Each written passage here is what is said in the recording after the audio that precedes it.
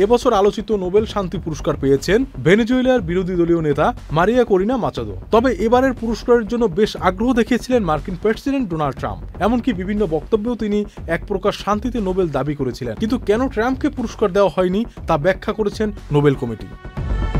মারিয়া Corina Machado Nobel জেতার পর এক সাংবাদিক নোবেল কমিটির উদ্দেশ্যে ট্রাম্পের ব্যাপারে প্রশ্ন করেছিলেন। তিনি জিজ্ঞাসা করেছিলেন ট্রাম্পকে নোবেল দিতে ট্রাম্পের নিজের কাছ থেকে এবং বিশ্বের অন্যান্য যেসব জায়গা থেকে চাপ এসেছিল সেই চাপ তাদের পুরস্কার ঘোষণায় কোনো প্রভাব ফেলেছিল কিনা।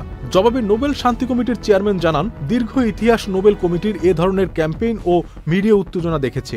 এছাড়া নোবেল কমিটির কাছে প্রতি বছর হাজার হাজার চিঠি আসে। কিন্তু নোবেল শুধু পুরস্কারপ্রাপ্ত ব্যক্তির কাজের উপর নির্ভর করে এবং আলফ্রেড নোবেলের উইল অনুযায়ী দেওয়া হয়। এছাড়া নোবেলের জন্য মনোনয়ন শেষ তারিখ 31 জানুয়ারি। এবছর নোবেলের জন্য ট্রাম্পকে মনোনয়ন দিয়েছিলেন ইসরায়েলের প্রধানমন্ত্রী Benjamin Netanyahu, Pakistan, Azerbaijan, Uganda ও কম্বোডিয়ার সরকার। তবে এগুলো জানুয়ারির শেষ তারিখে জমা পড়ায় সেগুলো 2026 সালের আলোচনায় অন্তর্ভুক্ত হবে। অর্থাৎ ট্রাম্পের নাম ইতিমধ্যে 2026 সালে নোবেল আলোচনার তালিকায় রয়েছে।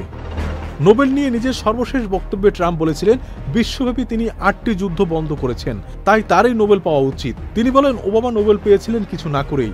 তিনি পুরস্কার পেয়েছেন, কিন্তু তিনি জানেনও না কেন তাকে পুরস্কারের জন্য নির্বাচন করা হয়েছে। ওবামা আমাদের দেশে ধ্বংস ছাড়া আর কিছুই করেনি। ট্রাম্প আরও বলেন, আমি 8টি যুদ্ধ বন্ধ করেছি, এমন কিছু আগে কখনো হয়নি। আমি জানি আমি নোবেলের জন্য যুদ্ধ বন্ধ করিনি, আমি যুদ্ধ বন্ধ করেছি অনেক মানুষের জীবন রক্ষার জন্য।